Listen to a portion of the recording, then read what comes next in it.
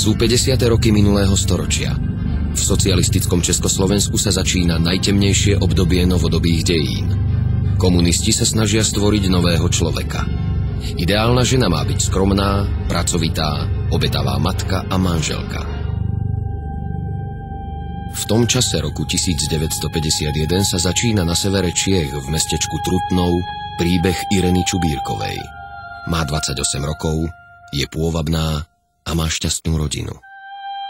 Napriek tomu sa stane najbrutálnejšou vrahyňou v dejinách československej kriminalistiky.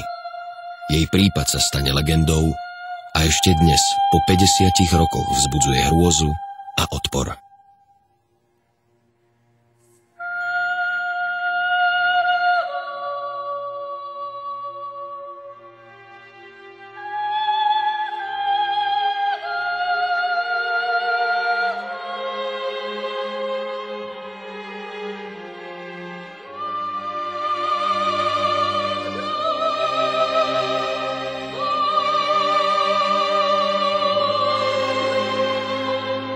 Kauza Čubírková v seriáli Najväčšie kriminálne prípady Slovenska vzbudila u divákov obrovský ohlas a my sami sme boli očarení silou a vnútornou symbolikou tohto príbehu.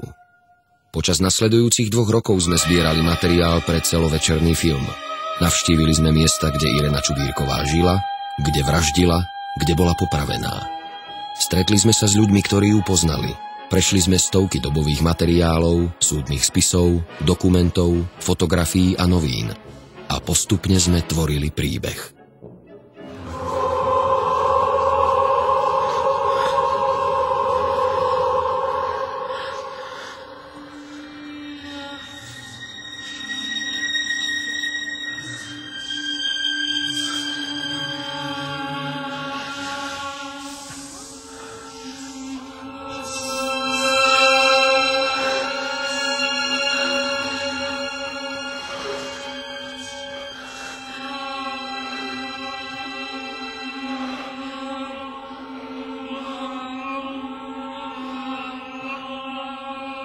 Pri pohľade na život Ireny Čubírkovej pred nami vyvstali otázky. Aká je cena za pomoc? Aká je vina obetí i prisluhovačov? Odkryl sa pred nami príbeh o násilí, ktoré páchajú milovaní na tých, ktorí ich milujú. Príbeh o večnom zneužívaní slabších. V centre stoja 2 ženy, Irena Čubírková a Lea Bernártová. Na začiatku ich spojila láska, ale rozdelila vášeň.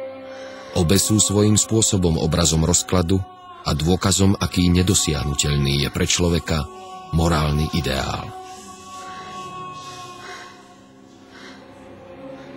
Kto vlastne bola Irena Čubírková? Neodrážalo jej vraždenie len brutalitu sveta, ktorý ju obklopoval? Sigmund Freud vo svojom diele Výklad snov stručne vystihol podobný proces. Ak nedokážeš premôcť svet, zobudíš podsvetie. Náš príbeh Ireny Čubírkovej je presne o takomto podsvetí.